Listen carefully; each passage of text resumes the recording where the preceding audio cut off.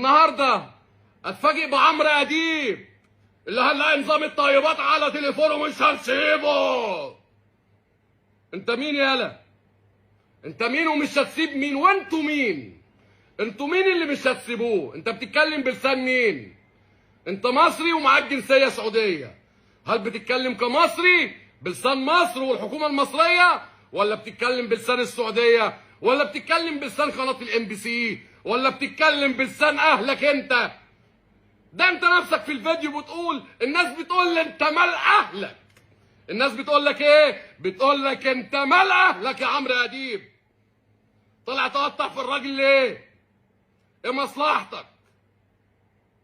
راجل في ناس خفت عليه وعمل ابحاث والدوله كرمته وليه ابحاث بره مصر.